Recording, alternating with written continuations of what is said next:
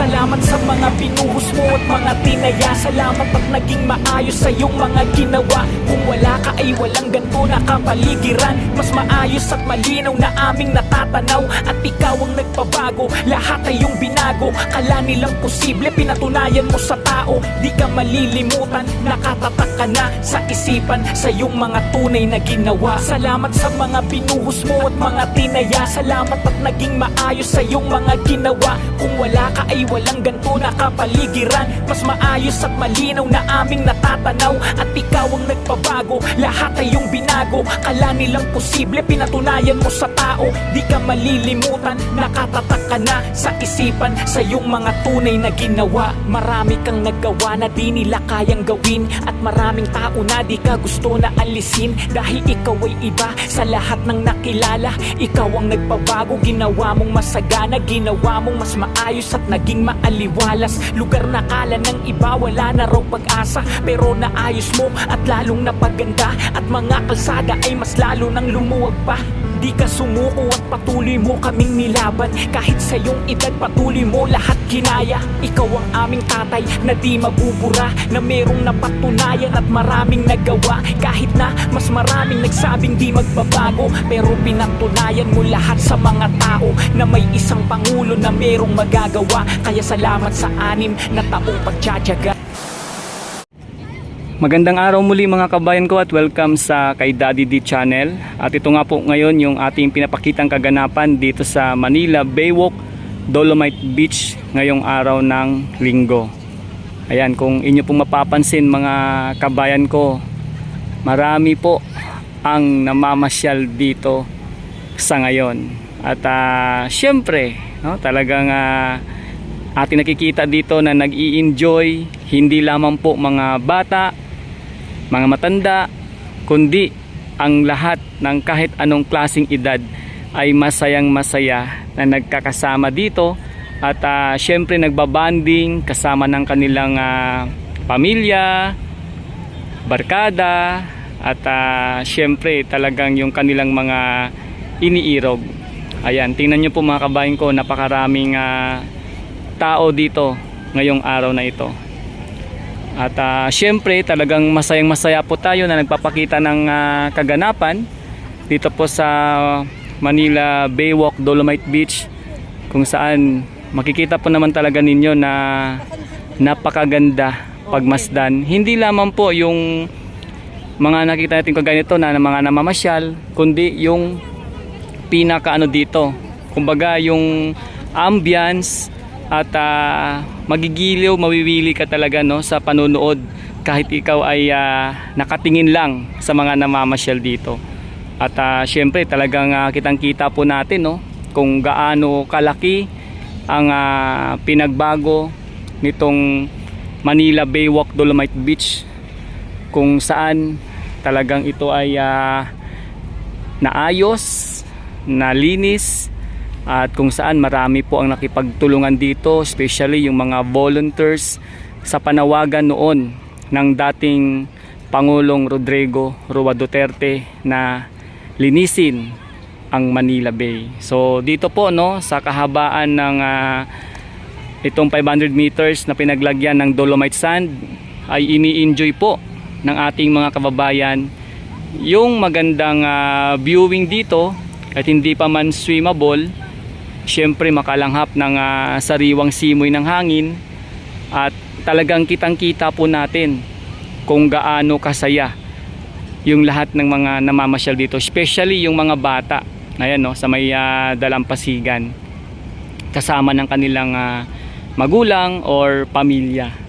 At ngayong araw na ito mga kabayan ko, tingnan nyo naman, no, kahit kumbaga kasi ang closing time dito ay alas 6 ng gabi, pero sa totoo lang po mga kabayan ko, merong mga namamasyal na talagang inaabot na po ng dilim at lumalagpas po sa ganong oras, kung kaya nagkakaroon po minsan ng extend, parang pinagbibigyan po ng mga half minutes, no? Or inaabot po ng 6:30 kasi po talaga yung iba talagang sinusulit. Kasi yun nga po mga kabayan ko, talagang marami dito sa ating mga kabayan na namamasyal na galing pa sa mga malalayong lugar, at kung saan yung iba galing din naman sa ibang bansa, at talagang mas pinili minsan na unahin puntahan, no, itong ating pinapakita or ina-update na pagbabago sa Manila Baywalk Dolomite Beach.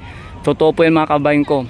Marami sa ating mga kababayang bayaning OFW na laging nanonood ng ating mga upload video or vlog or live regarding po sa Manila Baywalk Dolomite Beach, at kung saan pag uwi nga nila ng Pinas ay isa po ito sa hindi nila pinapalagpas na puntahan, kasi gusto din nila talaga makita ng personal kung ano po yung ating mga ibinabahaging dito, pagpapakita ng ganap or sitwasyon, or yun nga yung pagbabago sa Manila Baywalk Dolomite Beach.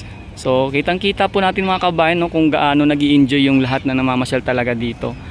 At syempre ito po ay parang kumbaga hindi matutumbasan yung ngiti sa mga labi, no, especially ng mga bata na nawiwili sa paglaro ng gadget. So pag dito sa Manila Baywalk Dolomite Beach, tila ba nakakalimutan po ang lahat ng ito mga kabayan ko, yung pagtutok nila sa gadget.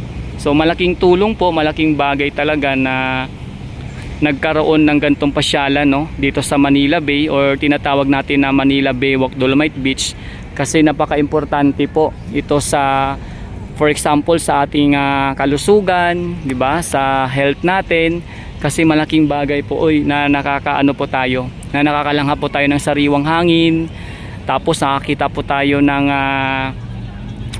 kumbaga ganito, no, yung mga iba't ibang natin, kababayan na nag-i-enjoy lang. Syempre nakakabawas po ng stress yun mga kabayan ko.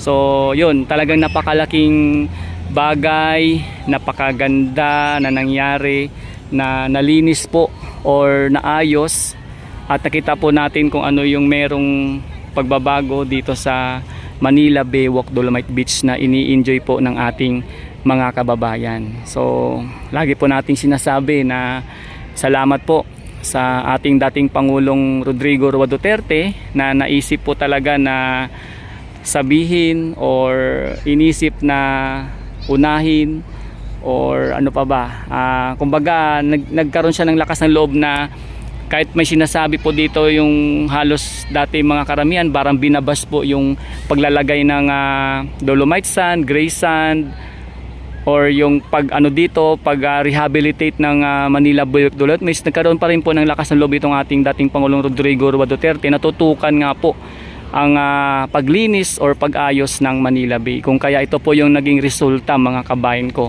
So ini-enjoy po ng ating mga kabayan ang makakita ng sunrise, sunset dito nga po sa Manila Baywalk Dolomite Beach, di ba? Yan po yung yung naging resulta sa pagbabago ng Manila Bay mga kabayan ko. Ang laki po talaga ng naging improvement. So ito po mga kabayan ko, sa totoo lang laking tuwa po natin dito na ipakita or pinapakita sa ating vlog, kasi ito pong Manila Bay hindi lamang po sa sa pamamagitan ng government ang kumbaga yung parang nagpapakita ng indikasyon na magtuloy-tuloy ang pagbabago sa Manila Bay, kundi pati yung mga volunteers na nagnanais na wag nang bumalik ang Manila Bay kung ano man yung dati, di ba? Dito talagang naging successful yung pagtanggal ng mga burak, putik, at kung saan napalitan ng gray sand, kasi talagang ngayon naamoy po natin yung sariwang simoy ng hangin na nagmumula sa ating dagat. So yan po yung naging resulta mga kabayan ko. So yan po sa muli po, no, at syempre talagang salamat din sa kasalukuyang administrasyon na kaya PBBM na kahit papaano hindi po ito pinapabayaan at tinutuloy-tuloy po, especially ng taga DNR at sa pagtutulungan po ng lokal na pamahalaan.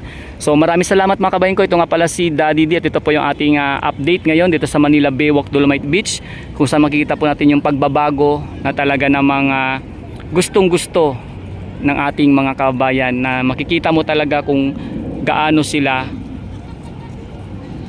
sumasaya pag nandito po sila sa Manila Baywalk, Dolomite Beach. So hanggang sa muli mga kabayan ko, ito nga pala si Daddy D at salamat po sa mag-subscribe, mag-like at mag-share dito po sa ating video na ito. Salamat po ng marami and ingat po tayo palagi. More power and God bless us all. Salamat po.